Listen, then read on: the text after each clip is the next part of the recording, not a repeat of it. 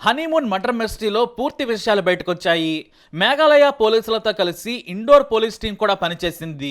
అసలు ఏం జరిగిందనే విషయాన్ని ఇండోర్ పోలీస్ ఆఫీసర్ రాజేష్ దోటియా మీడియాకు మొత్తం మర్డర్ మిస్టరీని వివరించారు.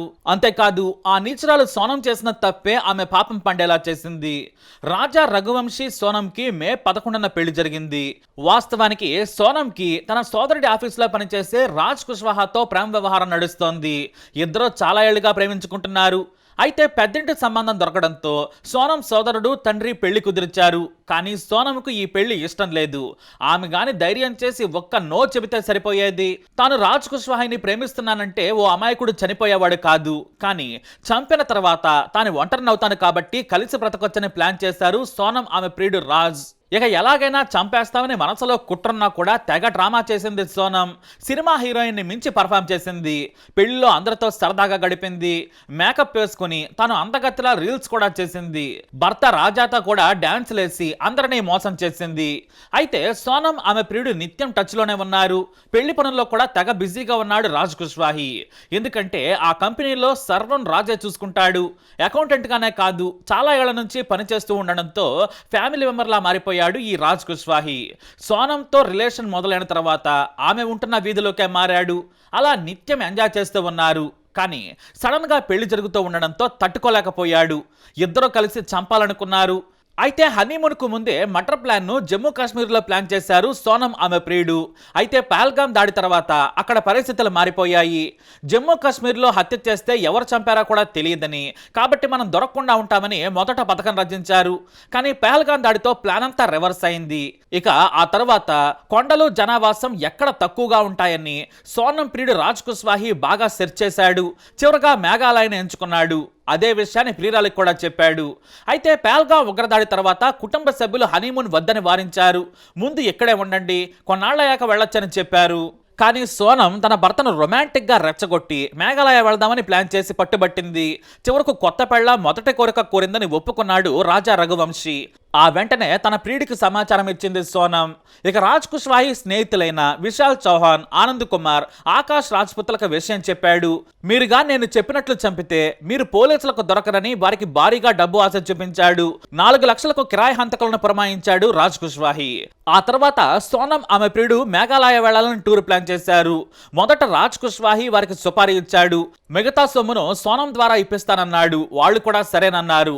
ముందే డబ్బులు తీసుకున్న హంతకులకు మేఘాలయ టూర్కు కూడా అదనంగా డబ్బులు ఇచ్చాడు రాజ్ కుష్వాహి. మరోవైపు ముందుగానే సోహ్రా జిల్లాలోని కొండ ప్రాంతాలైన టూరిస్ట్ ప్లేసులలో చంపాలనుకున్నారు. అయితే తెలివిగా ఎవరికి అనుమానం రాకూడదని తాను ఇండోర్లోనే ఉండిపోయాడు రాజ్ కుష్వాహి. మే 23న భర్తను నమ్మించింది సోనం. ఆ తర్వాత ఇద్దరు కూడా మేఘాలయలోని జలపాతాన్ని చూసేందుకు నిటారుగా ఉన్న శిఖరాన్ని ట్రెక్కింగ్ చేశారు. హంతక ముఠా కూడా వారిని అనుసరించింది.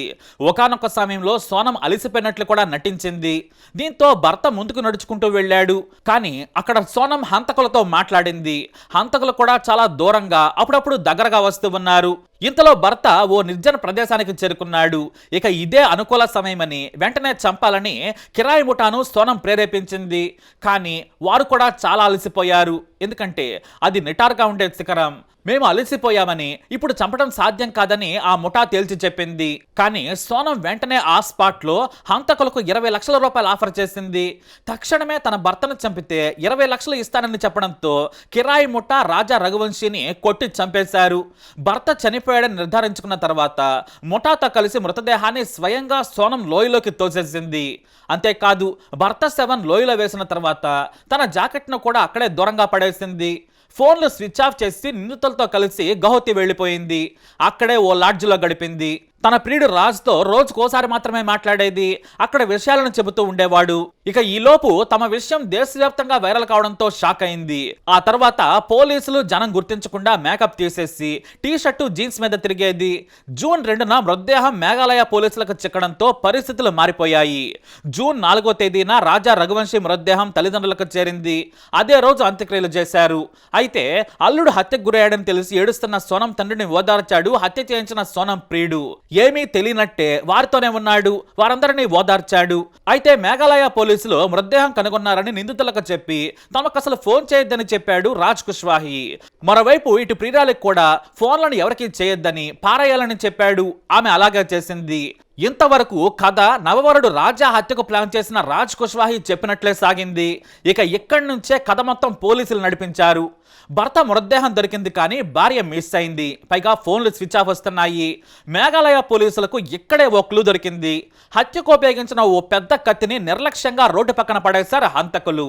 దాన్ని చూడగానే ఇది మేఘాలయలో తయారయ్యే కత్తి కాదు, ఇది బయట వ్యక్తుల పనేనని అర్థమైంది. ఆ కత్తి తాలూకు ఫోటోలను ఇండోర్ పోలీసు ఉన్నతాధికారులకు పంపించగా ఈ తరహా ఆయుధాలు ఇక్కడ సర్వసాధారణమని చెప్పారు. దీంతో కాల్ డేటాను పరిశీలించాలని రెండు రాష్ట్రాల పోలీసులు నిర్ణయం తీసుకున్నారు. ముఖ్యంగా భార్య సోనం ఫోన్. ఆమె ఫోన్ కాల్ డేటాను పరిశీలించగా మే 23న తర్వాత, అంటే భర్తను చంపిన తర్వాత, అలాగే అంతకుముందు కొన్ని కాల్స్ చేసింది సోనం. అందులో హంతకుడైన విశాల్కు కాల్ చేసింది. ఆ తర్వాత రాజ్ కుష్వాహితో తరచూ మాట్లాడుతూ ఉంది. ఇటు విశాల్, రాజ్ కుష్వాహి ఫోన్ లొకేషన్లను ట్రేస్ చేశారు మేఘాలయ పోలీసులు. సరిగ్గా సోనం ఉన్న దగ్గరే విశాల్ ఫోన్ చూపించింది, అది కూడా రాజా హత్య జరిగిన ప్రాంతంలో. దీంతో వెంటనే వారికి ఆధారాలు దొరికాయి. ఖచ్చితంగా ఈ హత్యలో భార్య ప్రమేయం ఉందని మేఘాలయ పోలీసులు ఇండోర్ పోలీసులకు సమాచారం ఇచ్చారు. అయితే హంతకుడు విశాల్ ఫోన్ గౌహతిలో ఉన్నట్లు చూపించింది. ఆ తర్వాత ఇండోర్కు చేరుకున్నట్లు గుర్తించారు. ఆ తర్వాత విశాల్ ఫోన్ ఉన్న లొకేషన్లోనే ఆనంద్ కుమార్, ఆకాష్ల ఫోన్లు ఉండడంతో ఈ ముగ్గురు కలిసే చంపారని నిర్ధారించుకున్నారు. అయితే గౌహతిలోనే సోనం అలాగే హంతకులు వేరయ్యారు. సోనం ఆ తర్వాత లక్నో వెళ్ళింది, హంతకులేమో ఇండోర్ వచ్చారు. సోనం ఎక్కడ ఉందో పోలీసులకు అర్థం కాలేదు, ఎందుకంటే ఫోన్ గౌహతి తర్వాత స్విచ్ ఆఫ్ అయిపోయింది. మరోవైపు సోనం కొత్త నంబర్ల నుంచి ప్రియుడికి ఫోన్ చేసి విషయాలు కనుక్కోవడం మొదలుపెట్టింది. ఇక సరిగ్గా ఆమె కూడా ఇండోర్కి వద్దామనుకునే లోపే పోలీసులు భార్య చంపిందని ప్రకటించారని ప్రియుడు చెప్పేశాడు ఆమెకు. దీంతో ఆమె లక్నో నుంచి బస్ ఎక్కి రకరకాల చోట్ల దిగింది. చివరకు గాజీపూర్ హైవేలోని దాబా దగ్గర ఆగింది. తన దగ్గర ఉన్న డబ్బులతో దాబాలో లంచ్ చేసింది. అయితే పక్కనే ఉన్న ఓ మహిళను ఫోన్ అడగ్గా ఆమె నిరాకరించింది. తన కొత్త వాళ్ళకి ఫోన్ ఇవ్వనంది. దీంతో రెస్టారెంట్ యజమానిని బ్రతిమలాడి తన తండ్రికి కాల్ చేసి తన లొకేషన్ చెప్పింది. అతను పోలీసులకు సమాచారం ఇవ్వడంతో గాజీపూర్ పోలీసులు ఆమెను అదుపులోకి తీసుకుని ఆసుపత్రిలో వైద్య పరీక్షలు చేయించారు. అదే సమయంలో ఇండోర్ పోలీసులు 4 బృందాలుగా వెళ్లి హంతకులను ఒకేసారి అరెస్టు చేశారు. ఎంతలా అంటే వారింటి తలుపు కొట్టే వరకు వచ్చింది పోలీసులని హంతకులకు తెలియదు. వారిని తన్ని విచారణ చేశారు. చివరకు నిజం ఒప్పుకున్నారు. ఇక మొదట విశాల్ను పట్టుకున్న చోటే పోలీసులు తనడంతో నిజం చెప్పేశాడు. ఆ విషయాన్ని మేఘాలయ పోలీసులకు సమాచారం ఇవ్వడంతో ఆ రాష్ట్ర డీజీపీ ప్రెస్ మీట్ పెట్టి ప్రకటించేశారు. తమ రాష్ట్ర టూరిజంపై ప్రభావం చూపుతుందని ఆయన సోనం చంపిందని తెలపడంతో యావత్ దేశం ఉలిక్కి పడింది. ఇప్పుడు ఇండోర్ పోలీసులు ప్రెస్ మీట్ పెట్టి హంతకులు వాడిన కత్తి, ఫోన్ లొకేషన్లు హంతకులను పట్టించాయని పోలీసులు తెలిపారు. అంతా ప్లాన్ ప్రకారమే సోనం తన భర్తను మేఘాలయ తీసుకెళ్లింది. అక్కడ ఆమె ప్రియుడు రాజ్ కుష్వాహా చంపించాడని తెలిపారు పోలీసులు. నేను చంపలేదు, కిడ్నాప్ చేశారు నన్ను, నాకు డ్రగ్స్ ఇచ్చారని చెబుతున్న సోనం మాటలన్నీ కట్టుకథలని కొట్టిపారేశారు పోలీసులు. మరోవైపు తమకు తెలియక తమ దగ్గర పనిచేసే రాజ్ను నమ్మేశాం, అమాయకంగా ఉంటాడు, చాలా మంచివాడు, ఇంతటి దారుణం చేస్తాడని ఊహించలేదని చెబుతున్నారు సోనం ఫ్యామిలీ మెంబర్స్. ఇక కూతురు హత్యపై మాత్రం వారి మౌనమే నేరం చేసినట్లు ఒప్పుకున్నట్లు భావిస్తున్నారు. పనికి మాలిన సోనం పెళ్లికి ఒక్క నో చెప్పి ఉంటే మొగిడిని చంపి జైలుకెళ్లాల్సిన పరిస్థితి వచ్చేది కాదు. ఈ హనీమూన్ కథ సినిమాగా తీస్తే ఆమెకు అవార్డు రావడం ఖాయమంటున్నారు ఇప్పటికే నెటిజన్లు. ఎందుకంటే రియల్ గా సోనం చేసిన పనేంటో తెలుసా? 2 రాష్ట్రాల సీఎంలని అలాగే పోలీసు ఉన్నతాధికారులని కూడా పరుగులు పెట్టించింది. పోలీసులకు చిక్కి కూడా ఇప్పుడు నాటకాలు ఆడుతుంది. మరి ఇలాంటి సోనాను ఏం చేయాలి? మీ అభిప్రాయాన్ని కమెంట్ ద్వారా తెలియజేయండి. ఈ వీడియో అప్డేట్స్ కోసం మా ఛానల్ ఫాలో అవ్వండి, అలాగే తప్పకుండా సబ్స్క్రైబ్ చేసుకోండి.